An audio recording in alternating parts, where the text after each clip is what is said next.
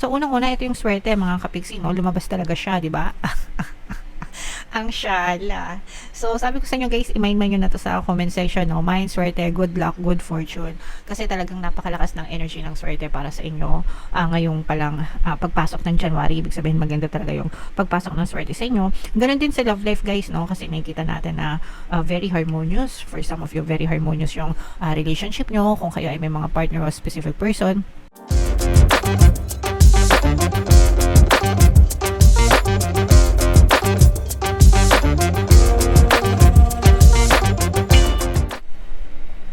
Hello guys, hello Leo, welcome back to Pinoy Pixie Tarot. Happy 2025, Happy New Year sa inyong lahat guys.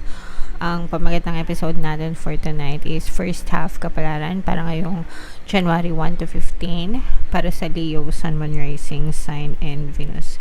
Unahin natin tong deck na to guys, tingnan natin yung mga mensahe sa inyo, mga pwede nyong ma-experience or mga paparating sa inyo guys ngayong January 1 to 15 mga kapiksi. Grabe, sobrang ganda ng mga message guys, no?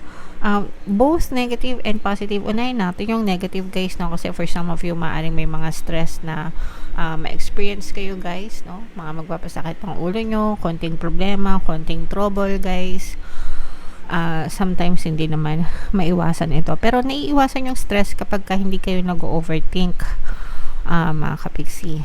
Kaya iwasan nyo yung pag-overthink kasi doon nagsisimula yung stress. Kapag nag-overthink kayo, nag-spiral kayo sa negative thinking, no? So doon na parang doon nanganganak yung pagkakaroon ng stress. Kaya kung ayaw nyo ma-stress, deadma lang, no?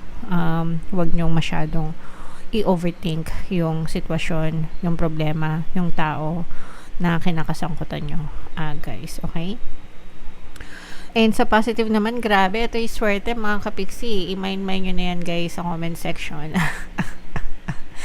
Mind, good luck, good fortune, swerte mga kapiksi. For some of you guys, pwedeng manalo, no? Sa mga kapiksi natin na mahilig tumaya or kung ano man. Pero hindi naman ito guys limited sa sugal lang or limited sa loto or sa mga raffle.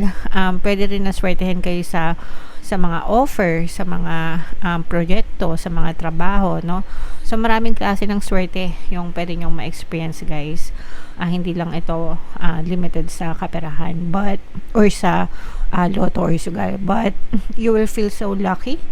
Ibig sabihin nito you will feel so fortunate, as in mararamdaman mo talaga na parang sinuswerte ka sa buhay nyo, mga kapiksi, okay?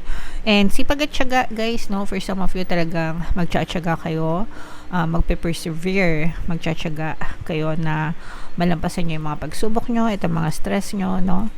And maabot nyo yung mga bagay na ninanais nyo sa buhay guys. So itong dalawang to, i-mind nyo na yan guys. Mind, good luck, good fortune, swerte, pagtsatsaga, perseverance, yan. So i-mind nyo na yan guys sa comment section.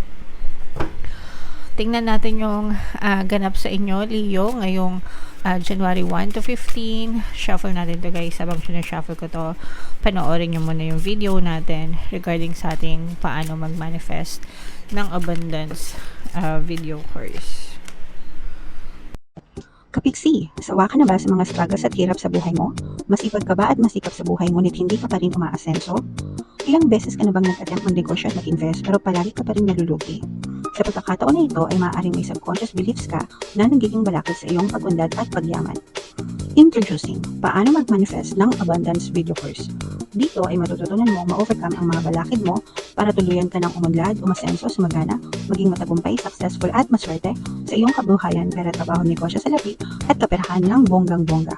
Dali, mag-send na ng email sa pinoypixie@gmail.com at simulan na ang iyong pagyaman ngayon. Alright, so sa lahat ng gusto mag-avail ng course guys, habol na kayo sa sale, no?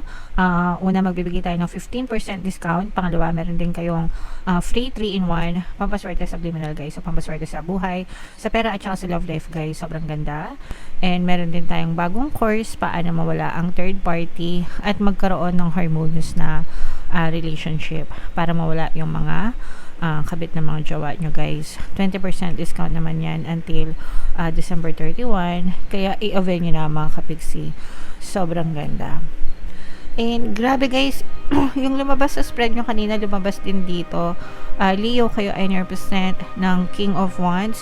So unang-una, ito yung swerte mga kapiksi, no? Lumabas talaga siya, di ba? Ang shala. So, sabi ko sa inyo guys, i-mind nyo na to sa comment section, no? Mind, swerte, good luck, good fortune. Kasi talagang napakalakas ng energy ng swerte para sa inyo. Ngayong palang pagpasok ng January, ibig sabihin maganda talaga yung pagpasok ng swerte sa inyo. Ganon din sa love life guys, no? Kasi nakikita natin na very harmonious. For some of you, very harmonious yung relationship nyo. Kung kayo ay may mga partner o specific person, talagang mararamdaman nyo guys yung harmonious na relationship. So parang sinuswerte din kayo sa mga karelasyon nyo, mga kapiksi. Okay? And bukod dito sa swerte na to, yung negative na nakita natin guys is yung stress, no?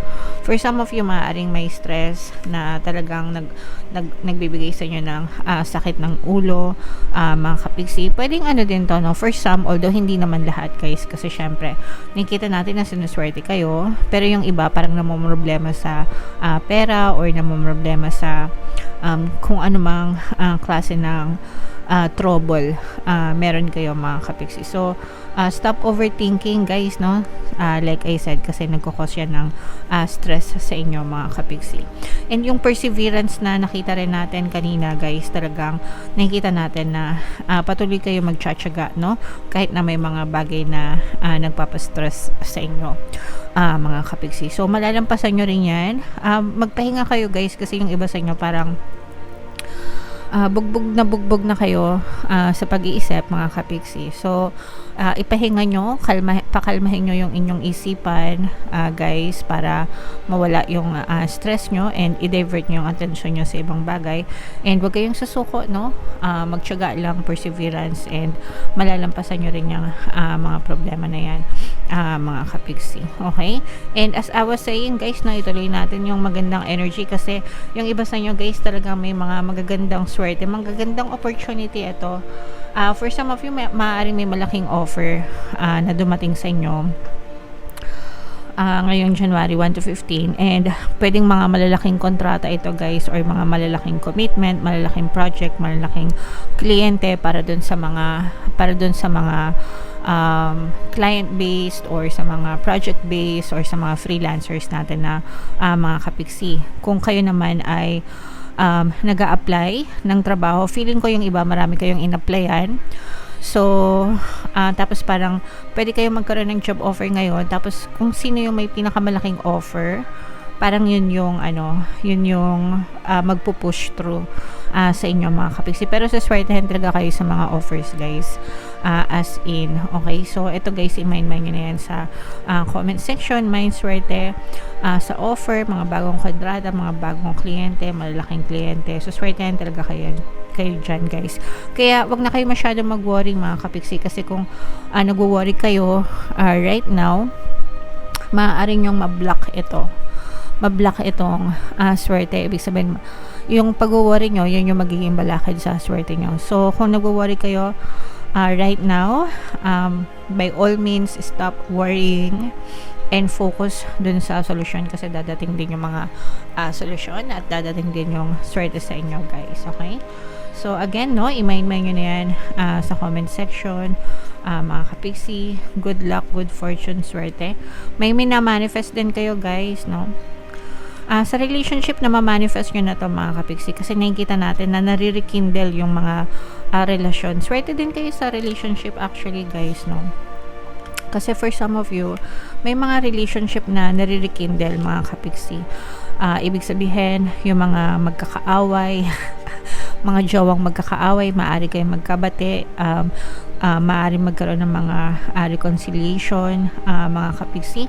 And kung kayo naman ay single guys, parang na-attract nyo yung tamang person para sa inyo, no? Yung mga hinihiling nyo na karelasyon, or specific person. And for some of you, parang willing na kayo ulit sumugal, no?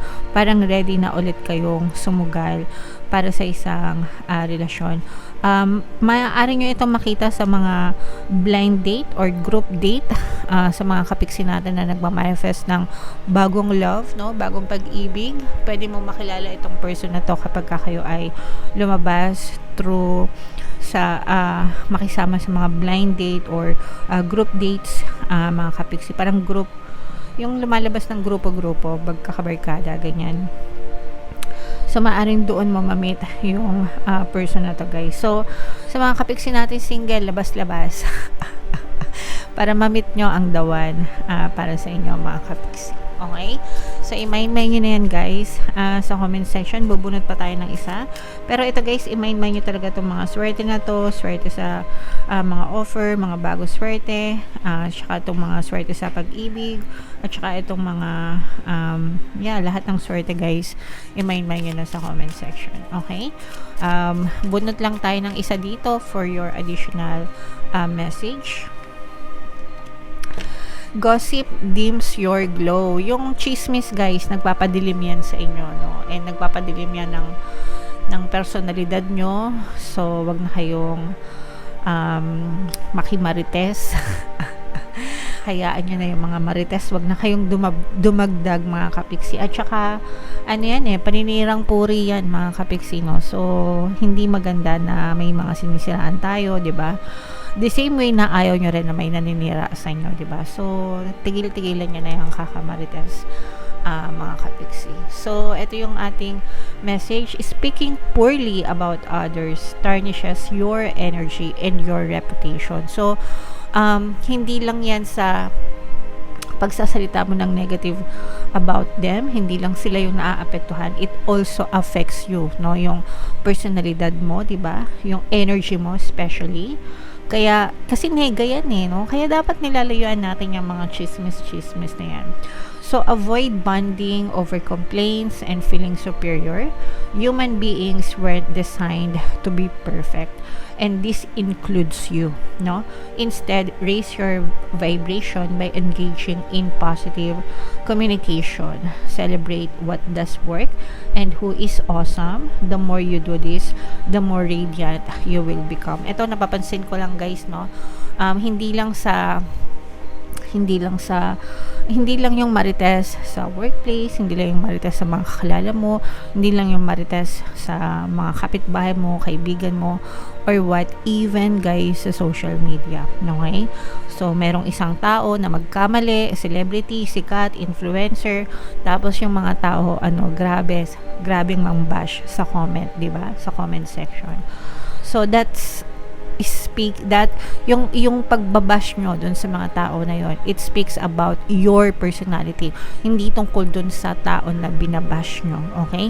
And hindi lang sila yung natatarnish, hindi lang sila yung namamantsahan, kundi kayo mismo na